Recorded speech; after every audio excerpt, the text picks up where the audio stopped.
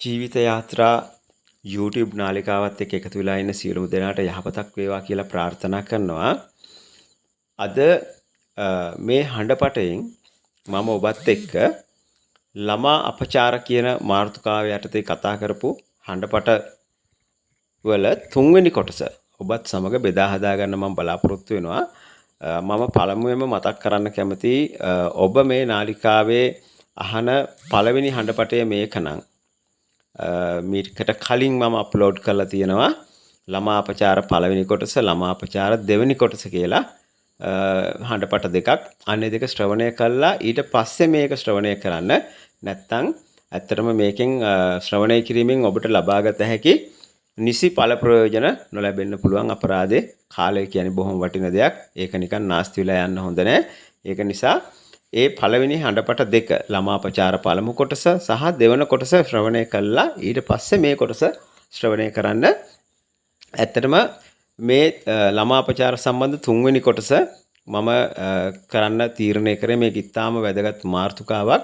ඒ වගේම පළවෙනි සහ දෙවෙනි කොටස් ශ්‍රවණය කිරීමෙන් පස්සේ මාත් එක්ක කතා කරපු බොහෝ දෙනා සමග සාකච්ඡා කරද්දී මට තේරුණ කාරණයක් තමයි මේ ළමා අපචාරයක් කියන්නේ මොකක්ද කියන එක ගැන ගොඩක් දෙනෙකුට පැහැදිලි අවබෝධයක් නැහැ. වගේම ළමා අපචාරයක් සිදු වෙලා නම් ළමයි දරුවෙකුට ලිංගික අඩන්තේට්ටමක් අතවරයට ලක්වීමක් ලක් කිරීමට උත්සාහ කිරීමක් සිදු වෙලා තියෙනවා නම් බොහෝ දෙනාගේ විශ්වාසයක් තියෙනවා යම් හානියක් වෙලා නැත්නම් භෞතික වශයෙන් ඒකම ලොකු ගැටලුවක් නොවේයි කියන මතය සහ එහෙම කුමන හෝ ආකාරයක අතවරයකට දරුවෙක් ගොදුරු වෙලා නම් හෝ ගොදුරු වෙන්න උත්සාහ කරලා තියෙනවා නම් ඒකෙන් සිද්ධ වෙන ප්‍රධාන හානිය හැටියට හැමෝම හිතාගෙන ඉන්නේ එකම එක කාරණයක්. ඒ තමයි බහුතරයකගේ විශ්වාසය තියෙනවා මේ කායික හානිය නැත්තම් ප්‍රශ්නයක් නැහැ කියන එක. නමුත් ඔවුන් කිසිවෙක් අවධානය යොමු කළා නැහැ මානසික වශයෙන් සිදුවන හානිය අතිශයින් බරපතලයි කියන කාරණේ සම්බන්ධයෙන්. ඒ විතරක් නෙවෙයි බොහෝ දෙනා හිතාගෙන ඉන්නවා මේ වගේ දෙයකින් වෙන්න පුළුවන් එකම දේ තමයි ඒ දරුවා කුමක් හෝ මේ ලිංගික කාර්යයන් වලට ඇබ්බැහි වෙවි කියන එක. නමුත් ඇත්තටම ඒක ඊටාම සුළු කොටසක් විතරයි මේ ප්‍රශ්නේ. මේ ප්‍රශ්නේ ඇත්තටම නොගිනිය හැකි තරම් ඊටාම සුළු ප්‍රමාණයක් විතරයි. නමුත් මේ ප්‍රශ්නය ඊට වඩා දැවැන්ත ප්‍රශ්නයක්. මේක නිසා සිද්ධ වෙන සමාජ පරිහානිය මේ ලිංගික අතවරයට ලක්වන දරුවන්ගෙන් මේ සමාජයට අපි ඒ ගැන ක්‍රියාමාර්ග නොගතහොත් ඔවුන් මේ සමාජයේ සමග යම් දිනක මුසු වීමේදී ඒකත් එක්ක මේ සමාජය තුළ ගොඩනැගෙන්න පුළුවන් වූ සංකීර්ණ ගැටලු ගණනාවක් තියෙනවා. ඒක ඇත්තටම එකකින් එකකට වෙන් කරගන්න බැරි තරමේ සංකීර්ණ ජාලයක් ඒක. අන්න ඒ පිළිබඳව ඒ කියන්නේ මේ ළමා අපචාර හා බැඳුණු සමාජ පරිහානිය පිළිබඳව තමයි මම මේ වීඩියෝ හඬපටේ ඔබත් සමග සාකච්ඡා කරන්න බලාපොරොත්තු වෙන්නේ. ඉතින් ඒක මම ආරාධනා කරනවා විශේෂයෙන්ම ආදරණීය දෙමාපියන් ඊටාම සාවධානව මේක අහන්න. මේක ඇහුවට පස්සේ ඇත්තටම ඔබට තේරුම් යාවි මේ ළමා අපචාරයක් එහෙම නැත්නම් දරුවෙක් අතවරයට ලක් කිරීමට උත්සාහ කිරීම මේ කරුණක් නිසා සිදුවෙන්නා වූ හානිය කොතරම් බරපතල දෙයක්ද සහ එම හානිය අපේ සමාජයට කෙතරම් දැවැන්ත බලපෑමක් එල්ල කරනවද කියන කාරණය ගැන ඔබට විශාල අවබෝධයක් ලබා ගන්නට හැකි වේවි මේ හඬපටය ශ්‍රවණය කිරීමෙන්. ඒක නිසා මේ හඬපටය ශ්‍රවණය කරන්න මේ කරුණු නැවත නැවත අසන්න ධාරණය කරගන්න තවත් අය සමග බෙදා ගන්න. ඉතින් ඒකෙන් අපිට පුළුවන් වේවි මේ සමාජය යහපත් තැනක් බවට පත් කරන්න කිසියම් ආකාරයක උත්සාහයක් කරන්න. මම අනිවාර්යයෙන්ම දන්නවා අපි බොහෝ දෙනෙක් දැනුවත් වෙලා මේ උත්සාහය දරුවොත් එහෙම අපිට එක දවසෙන් බැරි වෙයි. හැබැයි අපිට ආරම්භයක් දෙන්න පුළුවන්. ඒ ආරම්භය දෙන එක ඊටාම වැදගත් වේවි දවසක. ඒක මේ සමාජයේ යහපත් පැවැත්මට මහෝපකාරී වෙවි කියලා මම විශ්වාස කරනවා. හොඳයි. අපි අපේ කතාබහ පටන් ගනිමු හරිම මේ වැදගත් දත්තයකින්. හරි වැදගත් දත්තයක් මේක මම දැන් දවස් දෙකකට කලින් සියත ටෙලිවිෂන් ටෙලිවිකයේදී මම දැක්කේ මේ වාර්තාවට අනුව ඔබට මේ තිරේ දර්ශන වෙනවා ඒක ස්ක්‍රීන්ෂොට් එකක් මම ගත්තා.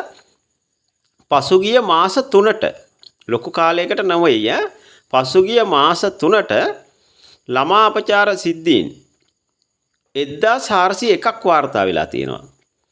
මාස 3කට 1401ක් අපේ රටේ දරුවෝ දයාබර දෙමාපියන් මේ දරුවෝ 1401ක්. එතකොට මාස 3යි. එතකොට අවුරුද්දක් වෙන්න එහෙමනම් ඕක අපිට 4න් වැඩි කරගන්න වෙනවා. එතකොට 5000ට වැඩි වෙනවා. 5000 ගාණක් අවුරුද්දකට දරුවෝ අපචාර වලට ගොදුරු වෙනවා.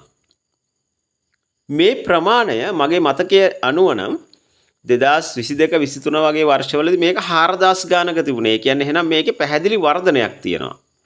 ඒ විතරක් නෙවෙයි. ඔබ කල්පනා කරලා බලන්න මේ වාර්තා වෙච්ච ප්‍රමාණය.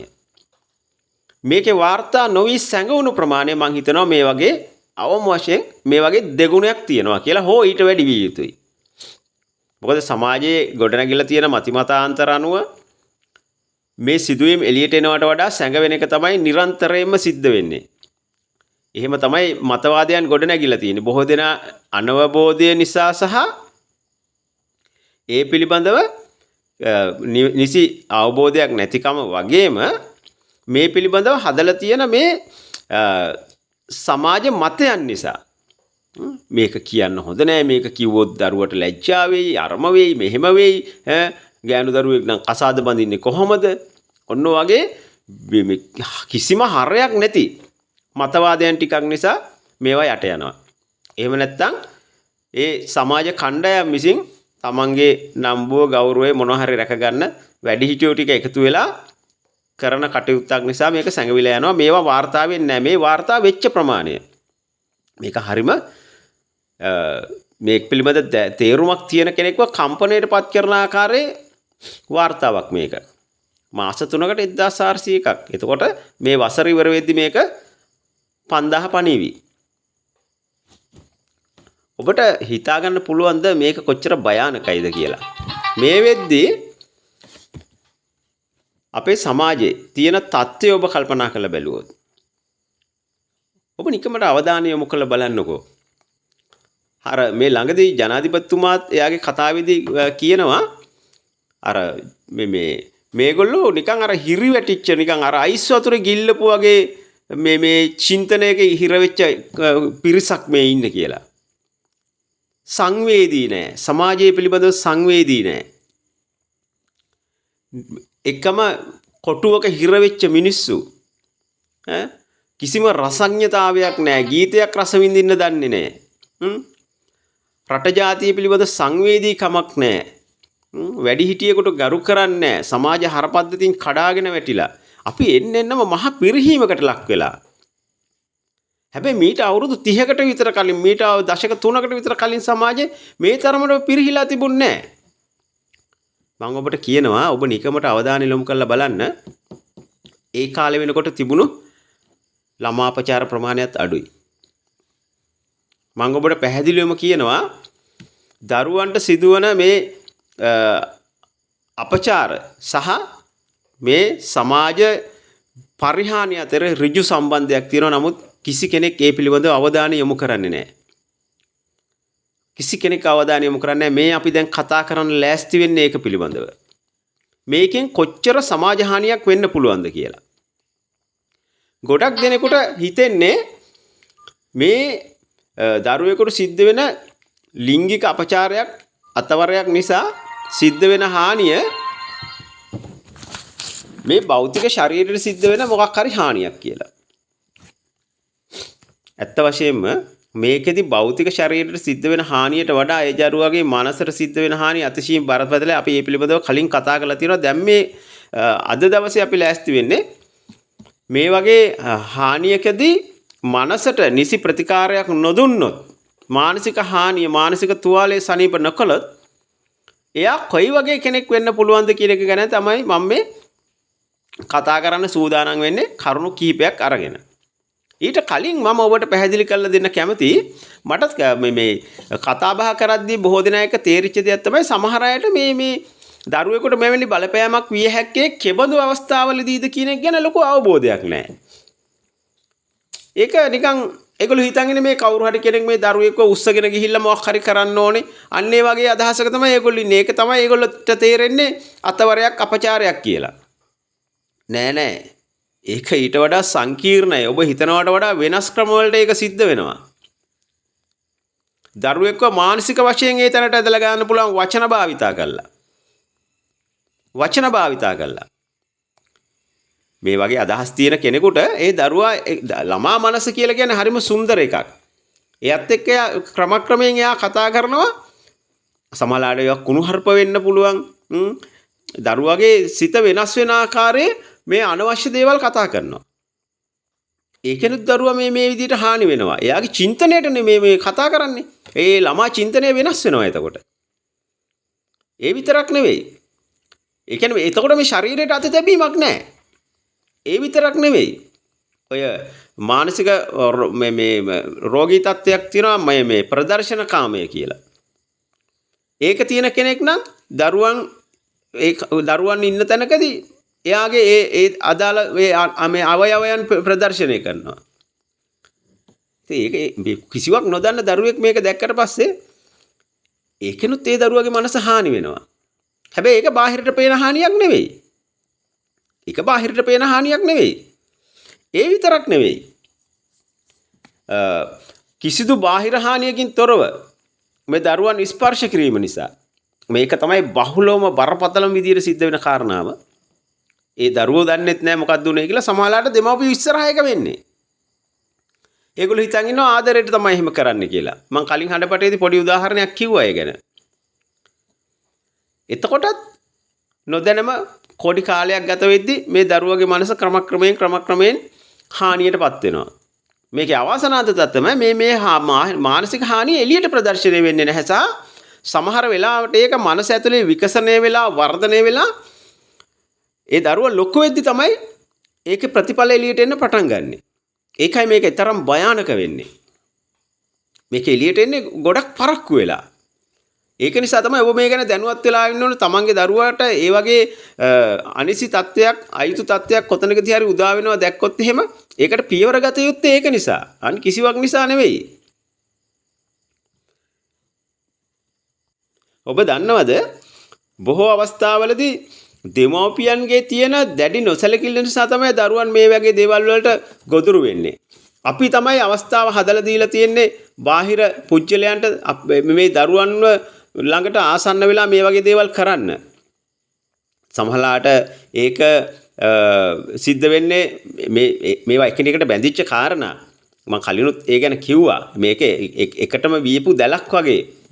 මේ මුදල් පසුපස යන මුදල් මූලික වෙච්ච මේ සමාජ ක්‍රමයේ එක්තරා ප්‍රතිඵලයක් තමයි මේකත්. නමුත් ඔබට මේ සඳහා ගත හැකි ක්‍රියාමාර්ග නැතුවා නෙවෙයි. ඔබම කල්පනා කරලා බලන්න ඕන ඔබේ දරුවා ඔබ නැති අවස්ථාවල කවුරුන් සමගද ගැවසෙන්නේ? ඔබ කාටද බාර දීලා තියෙන්නේ? ඒ තැනදී මේක වෙන්න පුළුවන් අනිවාර්යෙන්ම. ඒක කිසි කතාවක් නැහැ. ඒක පාසල ඇරිලා ස්කූල් වෑන්නේ එනකන් ඉන්න තැනදී වෙන්නත් පුළුවන්. එහෙම නැත්නම් ඔබ කොහේ හරි තැනකට රැකියාවට යද්දී හරි එහෙම නැත්නම් ගෙදරින් එළියට යද්දී හරි දරුවා නවත්තලා යන තැනකදී ඒක වෙන්න පුළුවන්. ඒකට දරුවගේ වයස ප්‍රමාණයක් නැහැ. සමහරලාට අපි අහලා තියෙනවා මේ බොහොම අඩුම වයස්වල අවුරුදු දෙකේ දරුවන්ටත් මේ වගේ දේවල් වෙලා තියෙනවා.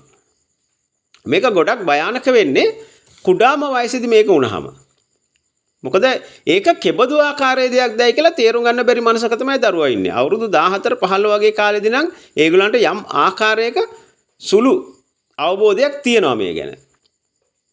එතකොට අපිට සිද්ධ වෙන හානිය යාට තේරුම් කරලා දීලා ඒක ආපස්සට හැරවීමේ හැකියාව ගොඩක් වැඩි ඇත්තටම. නමුත් කුඩාම දරුවෙකුට අවුරුදු 4 5 6 7 8 වගේ 9 10 වගේ වයස්වල දරුවන්ට මේක සිද්ධ වුණාම ඇත්තටම ඒක හානිය මේ ගොඩක් උත්සාහ කළා තමයි අපි යත් එක්ක ගනුදෙනු කරන විදියෙන් කතා කරන විදියෙන් එයාට ආදරය කරන විදියෙන් ඒ ඔක්කොගෙම ඒක වෙනස් කරන්න සෑහෙන උත්සාහයක් දරන්න වෙනවා. මොකද මේක මොකද්ද කියන එක ගැන තේරුම් ගත හැකි වයසක දරුවා නැති නිසා. නමුත් සිත තුලේ කම්පණය තියෙනවා. එතකොට ඒක තේරුම් කරවීම හරි අපහසුයි. අපිට සෑහෙන ක්‍රියාමාර්ග ගන්න වෙනවා දරුවා ඒ தත්ත්වයෙන් මුදවා ගන්න. කාලයක් යද්දී කරගන්න පුළුවන් කිසි ගැටලුවක් නැහැ. හරි. මේ මම කිව්වා දැන් අපි කරන සමහර නොසැලකිලි අපේ තියෙන නොසැලකිල්ල නිසා තමයි දරුවෝ මේ වගේ තැන් වලට ගොදුරු වෙන්නේ. ඕක කියද්දි මට හරි මම කතා කරන්න හිටපු වෙනත් දෙයක් මට මතක් වුණා. ඒ තමයි මේ අපේ රටේ අයට මේ තියෙනවනේ හරි මේ ලොකු අවශ්‍යතාවයක් මේ දරුවෙක්ව ගැහණු දරුවෙක්ව මල්වර වුණාම ලොකු උත්සවයක් ගන්න. එහෙම එකක් තියෙනවා. හරිද? කිසිවෙකුට ස්පර්ශ කරන්නවත් දෙන්නේ නැති ඔබේ දරුවව ඇත්තටම ඊටත් වඩා සුරකින්න ඕන අවස්ථාවේදී වඩාත් වැඩියෙන් සුරකින්න ඕන අවස්ථාවේදී හරිද?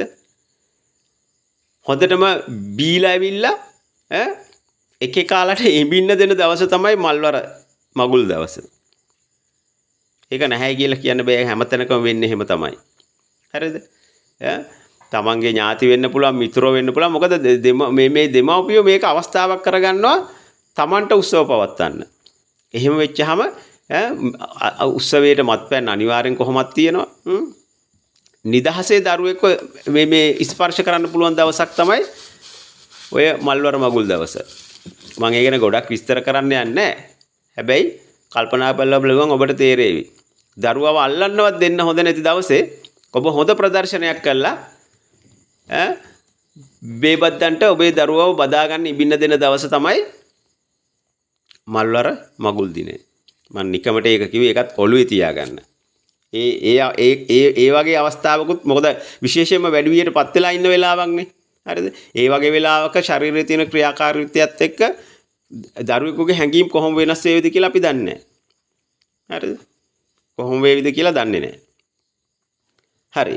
මම දැන් ඔබත් එක්ක කතා කරන්න යන්නේ මේ වගේ ලිංගික අතවරයකට ළමා අපචාරයකට ගොදුරු වෙච්ච දරුවෙක්ගේ.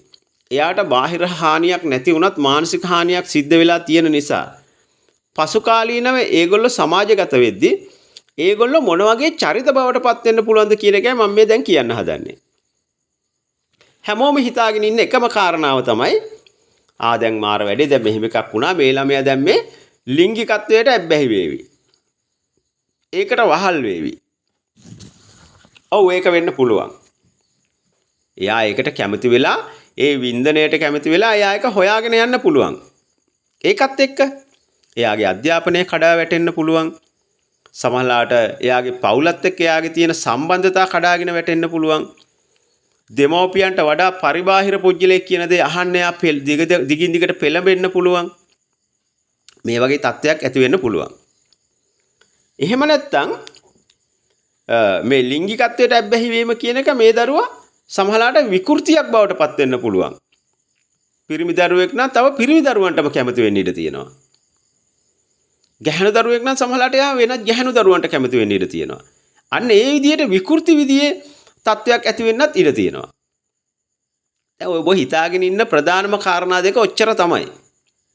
හරිද? ඊට වඩා එකක් ඔබ හිතන්නේම නැහැ කවදාවත්. නමුත් මතක තියාගන්න මම කලින් හඬපටේදීත් ඔබත් එක්ක ප්‍රකාශ කළා මේ ලිංගික අතවරයකට ගොදුරු වෙන ළමා අපචාරයකට ගොදුරු වෙන මේ අහිංසක දරුවන්ගේ මනසට තමයි වැඩිම හානිය වෙලා තියෙන්නේ. ඒ හානිය මනස ඇතුලේ වැඩිලා අතුපතර විහිදලා අපි ඔබට හිතා ගන්නවත් බැරි જાතියේ ප්‍රතිඵල ඇති කරනවා. මම දැන් ඒව තමයි විස්තර කරන්න යන්නේ. මේ වගේ අයගේ පෞරුෂය කඩාගෙන යනවා. මානසික පෞරුෂය, බාහිර පෞරුෂය නෙවෙයි මානසික පෞරුෂය කඩාගෙන වැටෙනවා. මානසික පෞරුෂය කඩාගෙන වැටුණාට පස්සේ බාහිරින් කොහොම පේන්න හිටියත් එයා ශක්තිමත් නැහැ. ඒ ශක්තිමත් මනසක් නැතිකම නිසා මේ වගේ අය ඉක්මනින්ම ඕනෑම කෙනෙකුට අවනත වෙන ස්වභාවයක් තියෙනවා. ඉක්මනින්ම අවනත වෙනවා. ඒකට ඇත්තටම හේතු වෙන්නේ අර මේ අපචාරයකට මේ ගොදුරු වීම නිසා ඒ අවස්ථාවේ සිද්ධ වෙච්ච මානසික යටත් වීම මෙයා තුළ දිගටම තියෙනවා. ඒකට ප්‍රතිකාර කරන්නේ නැහැ නේ ඉතින්. ඒක හංගලනේ තියෙන්නේ. ඒක නිසා ඒක දිගටම තියෙනවා මනසේ. අන්න ඒක නිසා මෙයා තවත් කෙනෙක් ඉස්සරහා ඉක්මනින්ම යටත් වීමේ ස්වභාවයක් මේ කෙනාගේ තියෙනවා. මේ දරුවා ලොකු වෙද්දී එහෙම තමයි වෙන්නේ. තවත් විදිහක් තමයි මේ වගේ දෙයකට ගොදුරු වෙච්ච මේ දරුවගේ මනස එයාටම තේරුම් ගන්න බෑ. නමුත් එයාගේ තියෙන ඇතුලේ ස්වභාවයක් එයාට නිකන් මේ කොයි වෙලාවෙත් නිකන් මේ ගැටලු සහගත බවක් දැනෙනවා. හැබැයි ගැටලුව මොකද්ද කියලා දැනෙන්නේ නැහැ. අන්න එහෙම අයට තියෙන තත්ත්වයක් තමයි යම් ආකාරයකින් එයාට මොන හරි හිතන්න මතන්න දෙයක් නැති වුණොත් එයා ප්‍රශ්නයක් හදාගෙන හරි ඒක එල්බගෙන ඉන්න කැමතියි. එයාගේ චිත්ත ස්වභාවය හැටි. ඔය සමහර දැකලා නැද්ද සමහර අය ප්‍රශ්නයක් නැතුව ඉන්න බැරි අය ඉන්නේ. අන්න එහෙම ස්වභාවයක් ඇති වෙනවා. ඒ විතරක් නෙවෙයි. මේගොල්ලෝ හැමතිස්සම ඉන්නේ තෘප්තියක් නැති මනසකින්.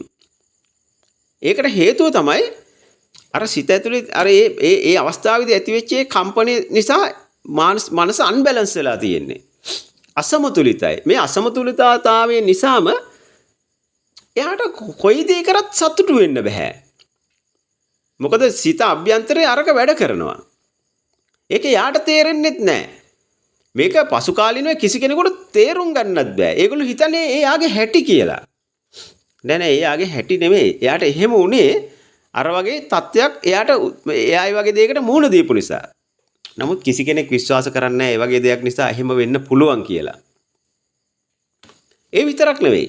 මේගොල්ලන්ගේ තියෙන තවත් ස්වභාවයක් තමයි මේ ලක්ෂණ එකක් හෝ කීපයක් මේවට ගොදුරු වෙච්ච අයට වෙන වෙන වශයෙන් තියෙන්න පුළුවන්. සමහර කෙනෙකුට කීපයක් තියෙන්න පුළුවන්, සමහර කෙනෙකුට එකක් තියෙන්නත් පුළුවන්. ඒ වගේම තමයි මේගොල්ලන්ගේ තියෙන තවත් ස්වභාවයක් තමයි අනවදානය. මේ අනවදානය කියන එක මොකද සිත ඇතුලේ තියෙනවනේ ඝට්ටනයක්. ඒ සිත ඇතුලේ ඝට්ටනයක් තියෙන නිසා මෙයාට එක දෙයකට අවධානය යොමු කරගෙන ඉන්න බෑ. එයා නිතරම අනවධානයෙන් ඉන්නේ. ඒක එයා හිතාමතා කරන එකක් නෙමෙයි. එයාගේ ස්වභාවය. එයා ගොඩ නැගෙන්නේ මේ විදියට. එහෙම වෙච්චාම ඒ වගේ දරුවෙකුගේ ජීවිතේ ගොඩක් මවුල් වෙලා යනවා. මොකද සමහරවිට අධ්‍යාපනයේ කඩාකප්පල් වෙන්න පුළුවන්. රැකියාව එයාගේ කඩාකප්පල් වෙලා යන්න පුළුවන්. මේ වගේ මහා මේ හිතාගන්න බැරි මට්ටමේ අවුලකට පත් වෙන චරිතයක් බවට පත් වෙනවා මේ අනවධානය කියන එක ගොඩ නැගෙන්න පටන් ගත්තට පස්සේ. ඒ විතරක් නෙවෙයි. මේ වගේ කෙනෙකුගේ තවත් තියෙන භයානකම තත්ත්වයක් තමයි අර අතෘප්තිමත් මනසක් තියෙන නිසා එයා තෘප්තිය හොයාගන්න සමහරලාට විශේෂයෙන්ම මද්ද්‍රව්‍ය වගේ දෙයකට ඇබ්බැහි වෙන්න පුළුවන්. මොකද හැමතිස්සෙම මනසේ තියෙන අතෘප්තිමත් ස්වභාවයක්. එතකොට එයා තෘප්තිය හොයාගන්න මද්ද්‍රව්‍ය වැනි දෙයකට తాවකාලික තෘප්තියක් ලැබෙන දෙයකට යොමු වීමේ දැඩි අවධානමක් තියෙනවා. ඒ විතරක් නෙවෙයි. මේකේ ඇත්තටම මම මේ අන්තිමටම කියන්න හදන කරුණ මේක තමයි මේකේ තියෙන භයානකම කරුණ. ඒක හරිම භයානකයි. ඒ තමයි සමහර වෙලාවට කලාතුරකින් කෙනෙක් ඉන්නවා මේ මානසික තත්ත්වය මේ මනසේ සිද්ධ වෙන මේ හෙලවීම එහෙම නැත්නම් මනසේ සිද්ධ වෙන මේ තුවාලය යාට තේරෙන්නේ නැහැ. හැබැයි යා මාර විදියට නිහඬ වෙන්න පටන් ගන්නවා. පුදුම විදියට නිහඬ වෙනවා. නිහඬ වෙනවා විතරක් නෙවෙයි මේ වගේ කෙනෙක් සමහර වෙලාවට අර මානසික අතෘප්තිමත්භාවය නැති කරගන්න සමහරලාට යා අධ්‍යාපනය වගේ දෙයකින් තෘප්තිමත් වෙන්න පටන් ගන්නවා. මේක හරිම සුවිශේෂී තත්ත්වයක්. මෙයා මේ වගේ කෙනෙක් ඇත්තටම යම් ආකාරයක මානසික තුවාලයක ඉන්නවා කියලා කිසි කෙනෙකුට තේරෙන්නේ නැහැ. එයා ඉතාම හොඳ පැත්තකට ගමන් කරන බව තමයි ඕනම කෙනෙකුට තේරෙන්නේ. හැබැයි බොහොම නිහඬයි. නිරන්තරයෙන්ම අධ්‍යාපනයකට තමයි මෙයා ඇබ්බැහි වෙන්නේ. එයා තෘප්තිමත් වෙන්නේ ඒකෙන්. විවිධ විෂයන් විවිධ කරුණු හැදෑරීම ඇතුලේ එයාගේ මනස තෘප්තිමත් කරගන්නවා. එයා උත්සාහ කරන්නේ එයාගේ අර මේ මුලදී ඇතිවෙච්ච මානසික මේ තුවාලේ සනීප කරගන්න මේ මානසික අසමතුලිතතාවය නැති කරගන්න එයා දරන උත්සාහයක් ඒක. එයා දැනගෙන කරන එකක් නෙවෙයි. එහෙම තමයි එයාගේ මනස හැඩ ගැහෙන්න පටන් ගන්න. මේක ටිකක් මේ විශේෂයෙන් අපිට හමු වෙන අවස්ථාවක්. මේ වගේ දෙයකට ගොදුරු වෙච්ච දරුවෙක් කාලයක් යනකොට එයාගේ සිද්ධ වෙන ක්‍රියාව එක්තරා විශේෂ ක්‍රියාවලියක් මේක.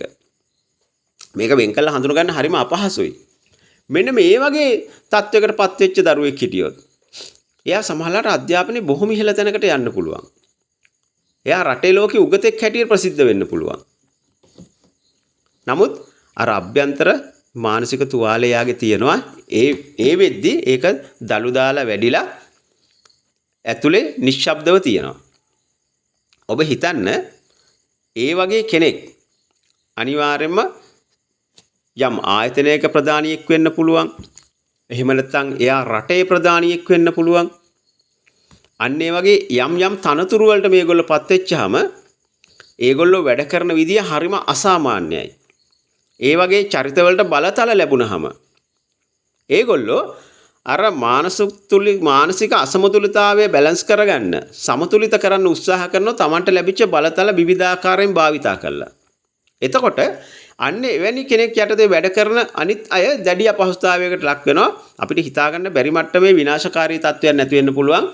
සමහර වෙලාවට අපි නොහිතන මට්ටමේ විශාල බලතල ලැබිච්ච වෙලාවකදී ඒගොල්ලන්ගේ මානසික අසමතුලිතතාවය නිසා සමහරලාට රටකටම විශාල හානියක් වුණත් වෙන්න ඉඩ තියෙනවා. රටක නායකයෙක් වගේ කෙනෙක් වුණොත් එහෙම එයා යාගේ මානසික ඒ කියන්නේ තෘප්තියක් නැතිකම විසඳ ගන්න එයා තෘප්තිමත් වෙන්න උත්සාහ කරන විදිය සමහර වෙලාවට රටේ විශාල හානියක් ඇති කරන දෙයක් බවට පත් වෙන්න පුළුවන්. ජීවිත විශාල ප්‍රමාණයක විනාශයක් ඇති කරන සිද්ධියක් වෙන්න පුළුවන්. හොඳම උදාහරණයක් තියෙනවා. නමුත් මම මෙතෙන්දී ඒක කියන්නේ නැහැ. හොඳම උදාහරණයක් තියෙනවා. මම ඒක මෙතෙන්දී කියන්නේ නැහැ. හරිද? හිතලා බැලුවොත් සමහර අයට තේරෙන්න ඉඩ තියෙනවා. ඒකයි මම කියන්නේ මේක මෙච්චර භයානකයි කියලා. මේ මෙච්චර කරුණු කියාගෙන ආවට මේ ඔක්කොටම මූල බීජේ කොතනද මම මේ කියන්නේ? ළමා අපචාර. ළමා අපචාර නිසා තමයි මේ ඔක්කොම වෙන්නේ. මොකද මේ අපචාරයට ගොදුරු වෙන හැම දරුවෙක්ම දවසක මේ සමාජයේ පෞල් ලේඛකයක් හදනවා. මේ සමාජයේ පෞල් ලේඛකයක් හදනවා. අපි ආපස්සට වසර 10ක් ගණන් බැලුවොත් නිකමට දැන් නම් මේ අපිට මේ දැන් ආපු මේ ගණන් අනුව මේක 5000 ගණක් විතර වෙනවා වසරකට. එළියට ආපු ප්‍රමාණය සංගවිච්ච ප්‍රමාණය ඊට වඩා වැඩි. නිකමට හිතුවොත් හැම අවුරුද්දකම 5000යි කියලා. අවුරුදු 10කට 50000යි. එතකොට දශක 3ක් ඇතුලේ ලක්ෂකමාරක්. ඔබට හිතා ගන්න පුළුවන් ද සමාජය කොහොමද මේ පරිහානියට ලක් වෙන්නේ කියලා? එතකොට මෙතනින් තමයි මේ දරුවෙක්ව ඒ කියන්නේ අනාගතයේ කුඩු විකුණන පුජ්‍යලයාට කස්ටමර්ව හැදෙන්නේ. ගනුදෙනු කරුවා හැදෙන්නේ මෙතනින්. මොකද මේ මානසික තුවාලයේ තියෙන කෙනා එතෙන්ට යොමු වෙනවා. හරිද? එතකොට සේවා ස්ථාන ඇතුලේ අතෘප්තියෙන් වැඩ කරන සේවකයන් ඇති වෙනවා මේ වගේ කෙනෙක් ප්‍රධානියෙක් වෙච්චාම. ඒ තැන්වල අවුල් එතකොට. සමහරලාට ඒගොල්ලෝ වැරදි තීරණ ගන්නවා. එතකොට ඒ ආයතන ඇතුලේ අවුල් ඇති වෙනවා. ඔබ හිතනවට වඩා මේක හරිම සංකීර්ණ ගැටලුවක්. ඔබට හිතා ගන්න පුළුවන් ද පසුගිය දශක 3ක් විතර ඇතුළත අපේ සමාජය මේ තරමට විනාශ වුණේ ඇයි කියලා? හේතු සාධක ගොඩාරියක් තියෙනවා. හැබැයි ඒ තියෙන ගොඩාරියක් හේතු සාධක අතරේ ප්‍රධානම හේතු කීපේ ගත්තොත් එහෙම ඒ ප්‍රධාන හේතු කීපෙන් එකක් තමයි ළමා අපචාර. නමුත් අවාසනාවට කවුරුක්වත් මේ ප්‍රශ්නේ මේ තරම් දුරදිග දැකලා ඉවරලා මේක ගැන එච්චර හොයලා බලලා මේකට මේ මොන හරි විසඳුම් ගන්න මම හිතන්නේ මේ අවුරුදු 76ක දේශපාලනය ඇතුළේවත් කාටවත් බැරි වෙලා තියෙනවා. මේ ළමා අපචාර සඳහා වෙනමම නීති සැකසෙන්න ඕන, වෙනම හරිනම් අධිකරණ තියෙන්න ඕන, ඊටාම කෙටි කාලයකින් නඩු විභාග තියෙනම් ඒවා කෙරෙන්න ඕන, ඊටාම කඩිනමින් ඒ දරුවන්ව පුනරුත්ථාපනය කිරීමේ වැඩ කටයුතු කරන්න ඕන. ඊට පස්සේ ඊටාම යහපත් මනසින් යුතු දරුවන් හැටියට ඒගොල්ලෝ සමාජගත කරන්න ඕනේ. හැබැයි එහෙම කරන්න මේක මෙච්චර බරපතලයි කියලා ඔබට අවබෝධයක් තියෙන්න ඕනේ. මම මේ කතා කරන්නේ ඒක නිසා. නැත්තම් එච්චර කතා කරන්න ඕනේ නෑ. මේක කොච්චර භයානකයිද කියලා මට නම් පේනවා. මේ සමාජ වියවුල නිර්මාණය වෙලා තියෙන්නේ මෙන්න මෙහෙම එකක් ටිකෙන් ටික කාලයක් තිස්සේ අවුරුදු 10ක් 20ක් 30ක් තිස්සේ සංවර්ධනය වෙලා තමයි මේ මහා වියවුල නිර්මාණය වෙලා තියෙන්නේ. මේ වර්තමාන සමාජයේ මේ ඇති වෙලා තියෙන මේ වියවුලේ එක ප්‍රධාන සාධකයක් මේක. අපිට අතහරින්න බැරි සාධකයක්. අමතක කරන්න බැරි සාධකයක්. මේක ඉස්සරහට තවත් වැඩි වුණොත් එහෙම අපේ සමාජය සම්පූර්ණයෙන් පිරිහිලා විනාශ වෙලා යන එක නතර කරන්න බෑ. මතක තියාගන්න මේකේ තියෙන භයානක මම දැන් තව විස්තර කරලා දෙනවා මේකේ තියෙන භයානකකම. මේ වගේ දරුවෙක් අපි හිතමු සමාජයේ එයාගේ පවුල් ඒකකයක් ගොඩනගා ගන්නවා. දැන් එයාගේ අත්දැකීම් අනුව තමයි එයා වැඩ කරන්නේ. එහෙම කෙනෙක් ඇත්තටම එයාගේ දරුවෝ ගැන තියෙන අවධානය අඩුයි. ඒ වගේ පරිසරයක් ඇතුලේ ඒ කෙනාගේ දරුවෝ අනාරක්ෂිත වෙනවා. ඒකේ ප්‍රතිඵල හැටියට ඒ දරුවොත් ගොඩක් වෙලාවට මේ වගේ කාගේ හරි ගොදුරක් බවට පත් වෙන්න තියෙන සම්භාවිතාවය අතිශයින්ම වැඩි. අතිශයින්ම වැඩි. සමහරලාට ඒ මව හෝ පියා ඉදිරිපිටම දරුවෙකුට සමහරලාට අනිසි ස්පර්ශයක් ඒ වගේ දේවල් සිද්ධ වුණත් එයාට ඒක දැනෙන්නේ සාමාන්‍ය දෙයක් විදියට. මොකද එයාගේ ජීවිතේ එයාට ඒක වෙලා තියෙන නිසා එයාට හිතෙනවා ඒක සාමාන්‍යයි කියලා. අන්න ඒක තමයි මේකේ තියෙන භයානකමකම. සමහරලාට අම්මා තාත්තා දෙන්නම ඒ වගේ තත්වයකට කුඩා කල ගොදුරු වෙලා කිසිවෙකුගේ අවධානයක් නැතිකම නිසා මනස තුවාල වෙලා ඒ විදියට හිටපු දෙන්නෙක් නම් ඒගොල්ලන්ගෙන් සිද්ධ වෙන්න පුළුවන් හානිය අතිශයින්ම බරපතලයි. ඒගොල්ලෝ වැරදි නෑ මම කියන්නේ. ඒගොල්ලෝ වැරදි නෑ. ඒගොල්ලන්ට නිසි ප්‍රතිකාරයක් නොකරපු ඒගොල්ලන්ගේ දෙමාපියෝයි වැරදි. ඒකයි මම කියන්නේ මේක හරි භයානක ප්‍රශ්නයක් කියලා. මම පොඩි උදාහරණයක් ඔබට දැන් කියන්න හදන්නේ. හිතන්න ලොකු ගොඩනැගිල්ලක් හදනවා. මේ ගොඩනැගිල්ලට විවිධ අය ගඩොල් සපයනවා කියලා හිතන්නකෝ. මේ ගොඩනැගිල්ලට විවිධ අය ගඩොල් සපයනවා. මේ සපයන ගඩොල් අතරේ අපි හිතමු එකක් දෙකක් සමහරලාට ශක්තියෙන් අඩු දුර්වල ගඩොල් තියෙන්න පුළුවන්. නමුත් අනිත් සියල්ලම ශක්තිමත් නිසා මේ ගොඩනැගිල්ලට ලොකු හානියක් වේවි අපිට අපේක්ෂා කරන්න බෑ. හැබැයි ඔබ හිතන්න අපි හිතමු මේ ගොඩනැගිල්ල කාලයක් තිස්සේ ගොඩනගනවා කියලා. උදාහරණයකට ගමු මේ ගොඩනැගිල්ල හදලා ඉවර වෙන්න අවුරුදු 30ක් යනවා. හරිද? මේ 30 පුරාවටම කට්ටිය ගඩොල් සපයනවා. ක්‍රමක්‍රමයෙන් මේ සපයන ගඩොල් වල වැඩි ප්‍රමාණයක් දුර්වල ගඩොල් වෙන්න පටන් ගත්තොත් මොකක් වේවිද? අවසානයේ ගොඩනැගිල්ල බිමටම සමතලා වෙන්න ඉඩ තියෙනවා. මොකද දුර්වල ගඩොල් ප්‍රමාණය වැඩි. එහෙනම් මතක තියාගන්න අපේ සමාජය නැමැති මේ ගොඩනැගිල්ලට කාලයක් යද්දි මේක ගොඩනගන්න මේ දායක වෙච්ච දුර්වල ගඩොල් ප්‍රමාණය වැඩි වෙලා තියෙනවා. ඒ තමයි මේ දුර්වල මනසකින් යුතු මේ පිරිස. ඒගොල්ලෝ පොඩ්ඩක්වත් වැරදි නෑ. වැරදි වෙන්නේ ඒගොල්ලන්ට මේ වෙච්ච අසාධාරණේ කිසිවෙක් දැකලා ඒගොල්ලන්ට නිසි පිළිසරණක් ප්‍රතිකාරයක් උපකාරයක් නොකරපු එක තමයි වැරද්ද. මගේ පළමු හඬපටේ මං කියන්නේ මගේ දරුවාට ලිංගික අතවරයක් කරන්න ගිහිල්ලා ඒක වළක්වාගෙන ඊට පස්සේ අපි ගත්තු ක්‍රියාමාර්ග ගැන. හැබැයි ඒ අවස්ථාවේ මම බරපතල ප්‍රශ්නයකට මුහුණ දුන්නා. සියලුම දෙනා එකතු වෙලා මට විරුද්ධ වුණා. එහෙම කරන්න එපා කියලා. නමුත් මේක ගැන මට පැහැදිලි තේරුමක් තියෙන නිසා මගේ දරුවාගේ අනාගතේ බොඳ වෙන්න ඕනේ නැති වගේ මම දන්න නිසා වගේම ඒ දරුවා අනාගතේ මේ සමාජයේ පෞල් ඒකකයක්. එහෙම නැත්නම් මේ සමාජයේ එක්තරා කොටසක් එයා නිසා එදා දවසට එයා ඒ සමාජයට හානි කරන මිනිස්සෙක් වේවි. එහෙම නැත්නම් මේ සමාජයේ වියවුල් කරන කෙනෙක් වේවි කියලා මම දන්න නිසා සහ එයාගේ ජීවිතයත් අපරාධ නිකරුණේ නාස්ති වෙනවා වගේ මම දන්න නිසා මම ඒ ගත යුතු පියවර ගත්තා. සමහරවිට ඔබ එවැනි පියවරක් නොගන්නේ අර මම කියන හරසුන් සමහර සංස්කෘතිමය කතා එහෙම නැත්නම් අපරාධකරුවන් විසින්ම ගොතා තිබෙන අයියෝ මේ එහෙම වෙයි ලැජ්ජ වෙයි ඒ වගේ කතා ඒව නිසා වෙන්න පුළුවන්. අඩුම තරමේ මම මේ සම්බන්ධව කරන අවසාන හඬපටය මේක. මේ හඬපට තුන අහලා හරි ඔබට සුළු හරි අවබෝධයක් ගන්න පුළුවන් නම් මේක කොච්චර බරපතල කාරණාවක්ද. ළමා හිංසනය එහෙම නැත්නම් ළමා ලිංගික අපචාර කොච්චර මේ සමාජ පද්ධතිය වෙනස් කිරීමට දායක වෙනවද කියලා වාට තේරුම් ගන්න පුළුවන් නම් ඇත්තටම ඒක ඊටාම වටිනා කාරණයක්. වෙච්ච දේවල් දැන් වෙලා ඉවරයි. අපි දැන් හරි මේ සමාජයේ යහපත් තැනකට ගෙනියන්න උත්සාහ කරන්නට ඕනේ. අපි ඒක කරේ නැත්නම් අපි ඇත්තටම සැබෑ දෙමව්පියන් වන්නේ නැහැ. මේ රටේ ඉන්න හැම දෙමව්පියෙක්ම මේ රටේ මතු අනාගතේ නිර්මාණය කරන්න දායක වෙච්ච අය. මොකද ඒගොල්ලෝ තමයි මේ රටට දරුවෝ දායාද කරන්නේ. ඒගොල්ලෝ තමයි දරුවෝ දායාද කරන්නේ. ඒ දරුවෝ තමයි රටේ අනාගතේ. ඒගොල්ලෝ තමයි මේ රටේ දවසක නායකයෝ වෙන්නේ, ගුරුවරු වෙන්නේ, විවිධ වෘත්තීන් වල යෙදෙන්නේ ඒගොල්ලෝ. එතකොට ඒගොල්ලන් නිවැරදි මනසකින් ගොඩ නැගුණේ නැත්තම් ඉතින් අපේ රට විනාශ වෙන එක අහන්න දෙයක් නෙවෙයි.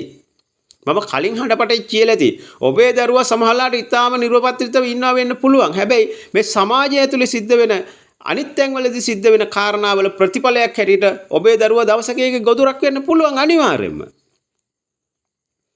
මේ වගේ කුඩා කාලේ ලිංගික අතවරයට ලක්වෙච්ච දරුවෙක් එයාගේ මනසට ප්‍රතිකාර නොකර එයා අර මම කියපු විදිහේ අධ්‍යාපනයටත් ඇබ්බැහි වෙච්ච දරුවෙක් වෙලා මහා ලොකු උගතෙක් විදියට ප්‍රසිද්ධත් වෙලා දවසක රටේ නායකයා වුණොත් ඒ රට ඇතුලේ ඔබේ දරුවා ජීවත් වෙනවා. ඒ රට ඇතුලේ ඔබේ දරුවා ජීවත් වෙනවා. එතකොට මොකද වෙන්නේ? ඔබේ දරුවා අරයාගේ විකෘතිය ගොදුරක් වෙන්න පුළුවන්. ඒක අනිවාර්යයි. ඒක නිසා තමයි මම කියන්නේ මේක ගොඩක් භයානකයි කියලා. මම ওই භයානකයි කියන වචනේ ගොඩාරියක් පාවිච්චි කරනවා. ඇත්ත කතාව මම ඔබ මේ හඬපටේ අහන ඔබට මම ඇත්තම දේ කියන්නම්. මේ ළමා අපචාර ළමා හිංසනය නිසා සිද්ධ වෙන මානසික හානිය හේතුවෙන් සමාජයට පසු කලෙක සිද්ධ වෙන හානිය ඒ කියන්නේ ඒකට නිසි ප්‍රතිකාර නොකිරීම නිසා පසු කලෙක සමාජයට සිද්ධ වෙන හානිය ගැන මට දැනෙන දේ ඇත්තටම මට ඔබට විස්තර කරගන්න තරම් වචන නැහැ. ඒකේ තියෙන භයානකකම කොහොමදයි කියලා ඔබට විස්තර කරන්නේ කොහොමද කියලා මට තේරෙන්නේ නැහැ. ඒක කොහොම විස්තර කරත් මදි කියලා මට හිතෙනවා. ඒක එච්චර සංකීර්ණයි. ඒක එච්චර භයානකයි. ඒක එච්චරටම මේ සමාජයත් එක්ක බද්ධ වෙලා තියෙනවා. හැම පැත්තකටම. ඉතින් ඒක නිසා මම ඔබෙන් ඇත්තටම ඉතාමත් කාරුණිකව ඉල්ලා හිටිනවා මේ කතා බහ මේ ළමා අපචාර ලිංගික ළමා ලිංගික මේ අපචාරය වගේම මේ හිංසනය මේකට ඇත්තටම කාන්තා හිංසනයක් තියෙනවා. අපි ඒක වෙනම කතා කරමු. හරිද? මෙතෙන්දී අපි ප්‍රධාන මාතෘකාව හැටියට කතා කරන්නේ මේ ළමා හිංසනය ළමා මේ අපචාර පිළිබඳව. ඉතින් මේක පිළිබඳ අපි අනිත් අයව දැනුවත් කරලා මේ සමාජය තුළ අපි කතිකාවතක් ගොඩනගමු.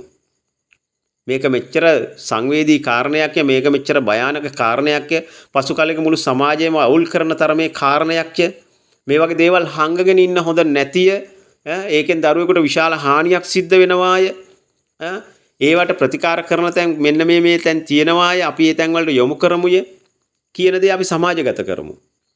ඒකට හැමෝටම දායක වෙන්න කියන ඉල්ලීම මම ඇත්තටම ඉතාමත්ම කාරුණිකව ඉල්ලා හිටිනවා. එහෙමනම් මම තවත් ඇත්තටම දීර්ඝ වශයෙන් මේ ගැන විස්තර කරන්න බලාපොරොත්තු වෙන්නේ නැහැ.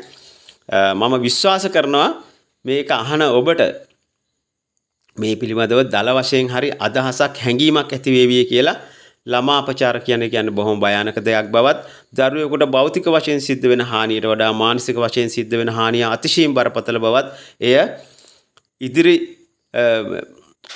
කාලයකදී කෙදිනක හෝ මේ සමාජයේ යහපැවැත්ව අලු කිරීමට තරම් දායක වෙන පුජ්‍යලයක බිහි කිරීමට සමත් වන බවත් ඔබට තේරුම් ගන්න පුළුවන් වුණොත් ඇත්තටම මේ හඬපටේ ශ්‍රවණය කිරීමෙන් ඔබට යම් ප්‍රයෝජනයක් ලැබුණා වෙනවා.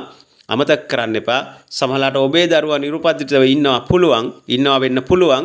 හැබැයි මතු අනාගතයේ දවසකදී අද මේ තත්ත්වයට මුහුණ දෙන දරුවෙක්ට නිසි ප්‍රතිකාරයක් නොකර තිබුණොත් සමහරලාට ඔබේ දරුවා අනාගතයේ ගිහිල්ලා සමහරලාට අසනීපයක් වුණාම බේත් ගන්න ගියපු තැනදී හම්බෙන වෛද්‍යවරයා මේ වගේ තත්ත්වයක ඉන්න කෙනෙක් වෙන්න පුළුවන්. එහෙම නැත්නම් සමාජයේ වෙනත් තැනකට යම් ආයතනයකට ගිහිල්ලා මොනවා හරි කටයුත්තක් කරගන්න ගියාම එතෙන්දී හම්බෙන කෙනා මහා මගදී හමු වෙන කෙනා කවුරු හරි කෙනෙක් මෙන්න මේ විදිහේ තත්ත්වයක ඉන්න කෙනෙක් වෙන්න පුළුවන්. එතකොට ඔබේ දරුවට හානියක් සිද්ධ වෙන්න පුළුවන්. ඒක නිසා මතක තියාගන්න මේකෙන් අපි කාටවත් අපේ දරුවෝ නම් පරිස්සමින් ඉන්නවා. ඉතින් ඒක නිසා ප්‍රශ්නයක් නැහැ. ඒ දෙමව්පියෝ දැනගන්න ඕනේ මේ තමන්ගේ දරුවෝ ගැන හොයලා බලන්න. ඉතින් ඒගොල්ලන්ට ඕනේ කමක් නැත්නම් අපි මොකටද? මේක ප්‍රබලව ඇහෙන කාරණාවක් ප්‍රබලව ඇහෙන කාරණාවක්. ඒ කියන්නේ අපි හිතමු දරුවෙකුට එවැනි අතවරයක් සිද්ධ වුණා කියලා. හරිද? ඒ පිළිබඳව දැනගත්තාම ඒ ගැන කතා කළාට පස්සේ ඒ දෙමාපියන්ට විතරයි ඒ ගැන තීරණයක් ගන්න අයිතිය තියෙන්නේ. ඒ දෙමාපියෝ අකමැති නම් පොලිසියකටවත් යොමු වෙන්න බෑයි කියන මතයක් තියෙනවා. මම දන්නේ නැහැ ඒකේ නීතිමය තත්ත්වය මොකක්ද කියලා. එවැනි මතයක් තියෙනවා. හරිද? නෑ. ඒ දෙමාපියෝ තීරණය ගන්න නැත්නම් ඒගොල්ලන්ටත් බලපෑම් කරන්න අපිට අයිතියක් දෙනවා. මොකද දවසක ඒ දරුවත් මේ සමාජයේ කොටසක් වෙනවා. එතකොට රෝගී මනසකින් යුතු ඒ දරුවා සමාජයේ කොටසක් වුණාම ඒකේ ප්‍රතිඵල අනිත් අයටත් භුක්ති විඳින්න සිද්ධ වෙනවා. මේකට ගොදුරු වෙන කිසි දරුවෙක් වැරදි නෑ. ඔවුන් ඊටාම අහිංසකයි. ඒක නිසා ඔවුන් පිළිබඳව ඔබට ආදරයක් තියෙනවා. ඔබ දරුවන්ට ආදරය කරන කෙනෙක් නම් පොදුවේ ඔබේ දරුවට වගේම ඔබට අනිවාර්යයෙන්ම වගකීමක් තියෙනවා. එවැනි තත්ත්වයකට ගොදුරු වෙච්ච දරුවෙක් ගැන දැනගත්තොත් එහෙම ඒ දෙමව්පියෝ නිහඬව හිටියත් ඒ සම්බන්ධව අදාළ ආයතන වලට නිර්නාමිකව හරි කතා කරලා තොරතුරු ලබා දීලා ඉවර වෙලා ඒ දරුවන්ව සුවපත් කිරීමේ කටයුත්තට යොමු කරවන්න. ඒක මහා සත්කාරයක්. ඔබ මේ රට වෙනුවෙන්, සමාජය වෙනුවෙන්, මේ රටේ මතු අනාගතය වෙනුවෙන් ඔබ කරන විශාල දායකත්වයක් ඒක. ඒක නිසා මම ඔබෙන් ඉල්ලා හිටිනවා මේ හඬපට කීපේ ඇහුවට පස්සෙවත් මේ පිළිබඳ මන අවබෝධයක් ඇති කරගෙන සමාජයේ සිදුවන මෙවැනි ක්‍රියා සම්බන්ධයෙන් දැඩි අවධානයෙන් ඉන්න. සමහරවිට සමාජයේ ගොදුරු කරගත්ත වෙන කාරණා අපිට ලොකුවට පේන්න පුළුවන්. පාතාලය, මද්ද්‍රව්‍ය ඒ වගේ මොනවා හරි. හැබැයි ඒ ස්ථාන පෝෂණය කරන්න සමහරලාට අදාළ මේ සමාජිකයන් ගොඩ නැගෙන්න මෙන්න මෙතනින් වෙන්න පුළුවන්. අපි එතන වහමු. ඒ මූලික මේවා ජනනය වෙන තැන වහලා දාමු. එතකොට ඒකෙන් යම් ආකාරයකට හරි මතු අනාගතයේ මේ සමාජෙදී එවැනි අකටයුතුකම් එහෙම නැත්නම් සමාජයට හානිදායක දේවල් කරන කණ්ඩායම් වලට සැපෙන සමාජික ප්‍රමාණය අඩු වෙයි. අවුල් වෙච්ච මනසකින් යුතු පුජ්‍යලයේ ප්‍රමාණය අඩු වෙයි. මම කියන්නේ 100% නෙවෙයි. හැබැයි මම විශ්වාස කරනවා මේ දරුවන්ට සිද්ධ වෙන අපචාර පිළිබඳ හැමෝම දැනුවත් වෙනවා නම්, හැමෝම ඒකට විරුද්ධව ක්‍රියාමාර්ග ගන්නවා නම් අපේ රටේ ඉන්න හැම දරුවෙක්ම අපේ දරුවෙක් කියලා හිතාගෙන, මගේ දරුවෙක් කියලා හිතාගෙන හැමෝගෙම ආරක්ෂාව ගැන අපිට බලන්න පුළුවන් නම් මේ සමාජෙ මීට වඩා ලස්සන තැනක් කරන්න පුළුවන්. අපේ රට මීට වඩා දියුණු රටක් බවට පත් කරන්න පුළුවන්. හැබැයි මාස 3කට 1401ක් ළමා ආරක්ෂක අධිකාරියට පැමිණිලි යන සැඟවිච්ච ප්‍රමාණය, නිහඬ වෙච්ච ප්‍රමාණය ඊටත් වඩා දෙතුන් ගුණයක් තියෙන රටක අපි මොකක්ද ආදරණීය අම්මේ තාත්තේ බලාපොරොත්තු වෙන දියුණුව? තාක්ෂණය, විද්‍යාව මොනවා හරි දේවල් වලින් දියුණු වෙලා තිබුණත් ඒ ඔක්කොම භුක්ති විඳින්න, ඒවා පරිහරණය කරන්න ඉන්න ඕනේ මානව සම්පත. ඒගොල්ලෝ ලෙඩ වෙනවා නම්, ඒගොල්ලෝ මානසික වශයෙන් හානි වෙච්ච කට්ටියක් වුණොත් එහෙම මොන දියුණුවක්ද? ඒක නිසා මම නම් හැමදාම හිතාගෙන ඉන්නේ මීට අවුරුදු 30කට කලින් හිටිය මිනිස්සු මානසික වශයෙන් මීට වඩා දියුණුවක් තිබ්බා. අතීතයේ හිටිය අය ඊටත් වඩා දියුණුවෙන් හිටියා. මේ වර්තමානයේ එන්න මේක නැති වෙලා තියෙනවා මිසක්කා ඒකේ ඇතිවීමක් නම් වෙලා නැහැ. ඒක නිසා අපි මෙතනින් එහාට මතු පරම්පරාවට මීට වඩා හොඳ රටක් දායක කරලා දෙන්න ඕනේ නිසා මේ කාරණාව ගැන වැඩි අවධානයක් යොමු කළා අපිට පුළුවන් උපරිම දායකත්වය ලබා දෙමු.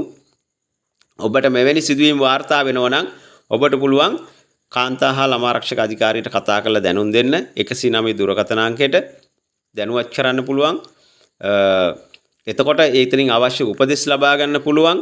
මේවට මම හිතන්නේ වෙනස් වෙන්න ඕනේ තැනුත් තියෙනවා. මොකද එක්තරා මෙවැනි සිදුවීමකට මම මගේ නොවන නමුත් එක්තරා දරුවෙකුට වෙච්ච දෙයකට මම කතා කරපු වෙලාවේ ඒගොල්ලෝ යම් ආකාරයක මැලිකමක් දැක්වුවා. අදාළ දෙමව්පියෝ ඉදිරිපත් වෙන්නේ නැතිනම් මේ පිළිබඳව ඒගොල්ලන්ට ඍජු තීරණයක් ගන්න බැරි බව. නමුත් මම ඒ වෙලාවේ ඔවුන්ගෙන් ප්‍රශ්න කර